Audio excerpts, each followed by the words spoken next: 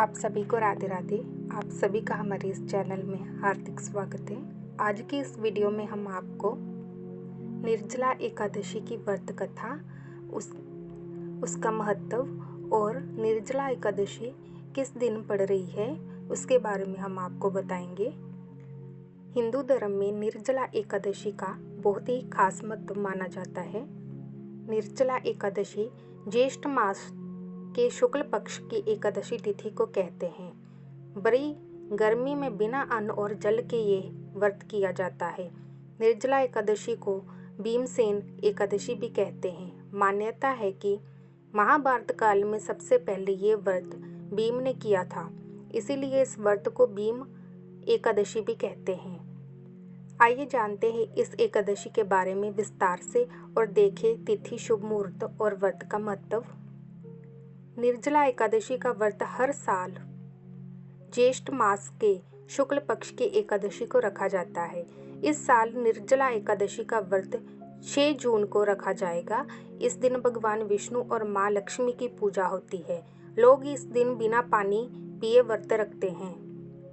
निर्जला एकादशी भीमसेनी एकादशी भी कहते हैं। ऐसा माना जाता है कि इस व्रत को करने से सभी एकादशियों के व्रत का फल मिलता है और सारे पाप धुल जाते हैं, इसीलिए इसे निर्जला एकादशी कहते हैं। पंचांग के अनुसार 6 जून को रात 2:15 पर एकादशी तिथि शुरू हो जाएगी। यह तिथि अगले दिन यानी कि 7 जून को सुबह 4:47 पर समाप्त होगी। इसीलिए निर्जला एकादशी का व्रत 6 जून को रखा जाएगा और एकादशी व्रत का पारण हमेशा द्वादशी तिथि में किया जाता है। इसलिए निर्जला एकादशी व्रत का पारण 7 जून को होगा। इसके साथ ही निर्जला एकादशी का बहुत महत्व माना जाता है। निर्जला एकादशी का पौराणिक महत्व बहुत खास माना जाता है। एक बार व्यास जी के कहने पर पांडवों में भीम ने ये व्रत रखा था। तब से इस एकादशी को भीमसेनी एकादशी भी कहा जाता है। भीम ने मोक्ष की प्राप्ति के लिए ये व्रत रखा था। माना जाता है कि एकादशी के इस व्रत को करने से साल भर की सभी एकादशियों का व्रत करने के बराबर पुण्य मिलता है।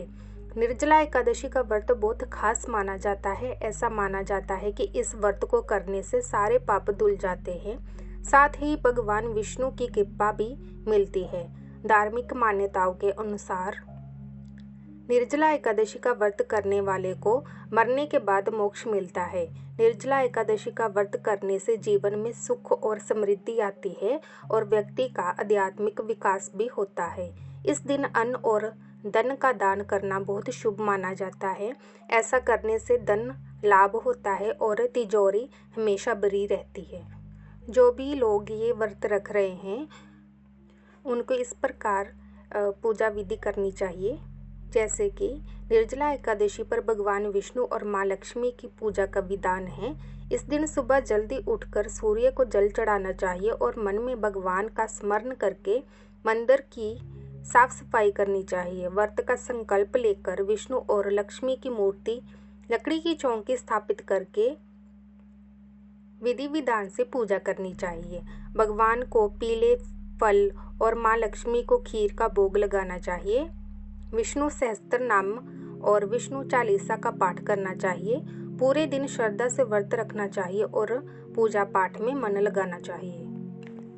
निर्जला एकादशी की व्रत कथा इस प्रकार है। युधिष्ठिर ने कहा, जनार्दन, ज्येष्ठ मास के शुक्ल पक्ष में जो एकादशी पड़ती है हो, कृपया उसका वर्णन कीजिए। भगवान श्री कृष्ण बोले, राजन, इसका वर्णन परम धर्मात्मा सत्यवती नंदन व्यास जी करेंगे, क्योंकि ये संपूर्ण शास्त्रों के तत्वज्ञ और वेदांगों के पारंगत विद्वान हैं। तब वेद व्यास जी कहने लगे, दोनों ही पक्षों की एकादशियों के दिन भोजन ना करें। द्वादशी के दिन स्नान आदि से पवित्र हो, फूलों से भगवान केशव की पूजा करें। फिर नित्य कर्म समाप्त होने के पश्चात पहले ब्राह्मणों को भोजन देकर अंत में स्वयं भोजन करें। राजन, जनना शौच और मरणाशोच में भी एकादशी को भोजन नहीं करना चाहिए। ये सुनकर भीमसेन बोले, परम बुद्धिमान पितामह, मेरी उत्तम बात सुनिए। राजा युधिष्ठिर, माता कुंती, द्रौपदी, अर्जुन, नकुल और सहदेव ये एकादशी को कभी भोजन नहीं करते तथा मुझसे भी हमेशा यही कहते हैं कि भीमसेन, तुम भी एकादशी को ना खाया करो। किंतु मैं उन लोगों से यही कहता हूँ कि मुझसे भूख नहीं सही जाएगी। भीमसेन की बात सुनकर व्यास जी ने कहा, यदि तुम्हें स्वर्गलोक की प्राप्ति अभीष्ट है और नरक को दूषित समझते हो तो दोनों पक्षों की एकादशियों के दिन भोजन ना करना।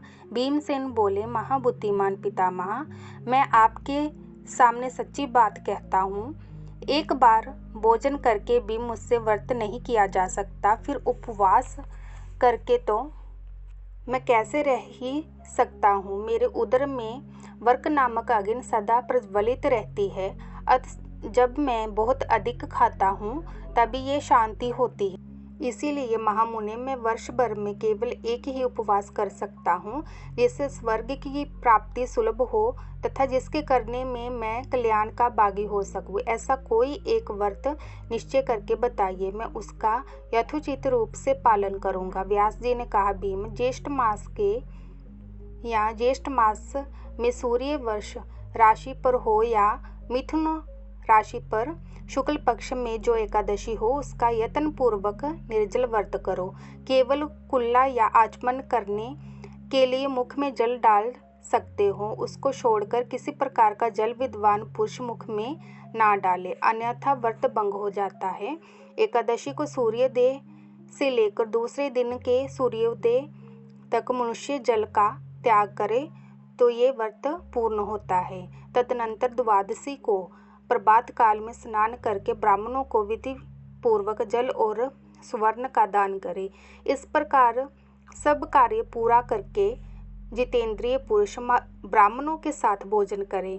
वर्ष भर में जितनी एकादशियां होती हैं, उन सब का फल निर्जला एकादशी के सेवन से मनुष्य प्राप्त कर लेता है। इसमें तनिक भी संदेह नहीं है। शंख चक्र और गदा धारण करने वाले भगवान केशव ने मुझसे कहा था कि यदि मानव सबको छोड़कर एकमात्र मेरी शरण में आ जाए और एकादशी को निराहार रहे तो वह सब पापों से छूट जाता है। एकादशी व्रत करने वाले पुरुष के पास विशालकाय, विकराल आकृति और काले रंग वाले दंड पाशधारी भयंकर यमदूत नहीं जाते। अंतकाल में पीताम्बरधारी, सौम्य स्वभाव वाले, हाथ में सुदर्शन धारण करने वाले और मन के समान वेगशाली विष्णुदूत आखिर इस वैष्णव पुरुष को भगवान विष्णु के धाम में ले जाते हैं। अतः निर्जला एकादशी को पूर्ण यत्न करके उपवास और श्री हरि का पूजन करो। स्त्री हो या पुरुष, यदि उसने मेरु पर्वत के बराबर भी महान पाप किया हो तो वह सब इस एकादशी व्रत के प्रभाव से भस्म हो जाता है। जो मनुष्य उस दिन जल के नियम का पालन करता है वह पुण्य का भागी होता है। उसे एक प्रहर में कोटि स्वर्ण मुद्रा दान करने का फल प्राप्त होता है, सुना गया है। मनुष्य निर्जला एकादशी के दिन स्नान, दान, जप, होम आदि जो कुछ भी कर सकता है वह सब अक्षय होता है। ये भगवान श्री कृष्ण का कथन है। निर्जला एकादशी को विधि पूर्वक उत्तम रीति से उपवास करके मानव वैष्णव पद को प्राप्त कर लेता है। जो मनुष्य एकादशी के दिन अन्न खाता है वह पाप का भोजन करता है। इस लोक में वह चंडाल के समान है और मरने पर दुर्गति को प्राप्त होता है। जो ज्येष्ठ के शुक्ल पक्ष में एकादशी को उपवास करके दान करेंगे वह परम पद को प्राप्त होंगे। जिन्होंने एकादशी को उपवास किया है वह ब्रह्मा हत्यारे, शराबी, चोर तथा गुरुद्रोही होने पर भी सब पातकों से मुक्त हो जाते हैं। कुंती नंदन, निर्जला एकादशी के दिन श्रद्धालु स्त्री पुरुषों के लिए जो विशेष दान और कर्तव्य विहित हैं उन्हें सुनो। उस दिन जल में शयन करने वाले भगवान विष्णु का पूजन और जलमयी धेनु का दान करना चाहिए अथवा प्रत्यक्ष धेनु या घृतमयी धेनु का दान उचित है। पर्याप्त दक्षिणा और भांति भांति के मिष्ठानों द्वारा यत्नपूर्वक ब्राह्मणों को संतुष्ट करना चाहिए। ऐसा करने से ब्राह्मण अवश्य संतुष्ट होते हैं और उनके संतुष्ट होने पर श्री हरि मोक्ष प्रदान करते हैं। जिन्होंने शम दम और दान में प्रवृत्त हो श्री हरि की पूजा और रात्रि में जागरण करते हुए इस निर्जला एकादशी का व्रत किया है, उन्होंने अपने साथ ही बीती हुई 100 पीढ़ियों को और आने वाले 100 पीढ़ियों का उद्धार कर दिया है और उन्हें भगवान वासुदेव के परम धाम में पहुंचा दिया है।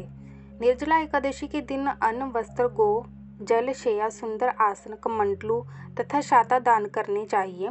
जो श्रेष्ठ तथा सुपात्र ब्राह्मण को जूता दान करता है वह सोने के विमान पर बैठकर स्वर्गलोक में प्रतिष्ठित होता है। जो इस एकादशी की महिमा को भक्तिपूर्वक सुनता अथवा उसका वर्णन करता है वह स्वर्गलोक में जाता है।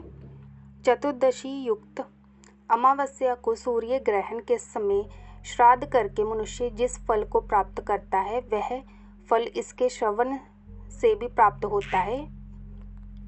पहले दंत धावन करके यह नियम लेना चाहिए कि मैं भगवान केशव की प्रसन्नता के लिए एकादशी को निराहार रहकर आचमन के सिवा दूसरे जल का भी त्याग करूंगा। द्वादशी को देवेश्वर भगवान विष्णु का पूजन करना चाहिए। गंध, धूप, पुष्प और सुंदर वस्त्र से विधि पूर्वक पूजन करके जल के घड़े के दान का संकल्प करते हुए निम्नलिखित मंत्र का उच्चारण करें या फिर ओम नमो भगवते वासुदेवाय मंत्र का भी जाप आप कर सकते हैं। संसार सागर से तारने वाले हे देवदेव ऋषिकेश, जल के घड़े का दान करने से आप मुझे परम गति की प्राप्ति करिए या कराइए। ऐसी प्रार्थना आप भगवान जी से कर सकते हैं। भीमसेन ज्येष्ठ मास में शुक्ल पक्ष की जो शुभ एकादशी होती है उसका निर्जल व्रत करना चाहिए। उस दिन श्रेष्ठ ब्राह्मणों को शक्कर के साथ जल के घड़े का दान करने चाहिए। ऐसा करने से मनुष्य भगवान विष्णु के समीप पहुंचकर आनंद का अनुभव करता है। तत्पश्चात द्वादशी को ब्राह्मण भोजन कराने के बाद स्वयं भोजन करें। जो इस प्रकार पूर्ण रूप से पापनाशनी एकादशी का व्रत करता है वह सब पापों से मुक्त हो आनंदमय पद को प्राप्त होता है। ये सुनकर भीमसेन ने भी इस शुभ एकादशी का व्रत आरंभ कर दिया। तब से ये लोक में पांडव द्वादशी के नाम से भी विख्यात हुई। राधे राधे। ऐसी और कथाएं सुनने के लिए हमारे इस चैनल को सब्सक्राइब कीजिए, लाइक कीजिए और इसे शेयर कीजिए।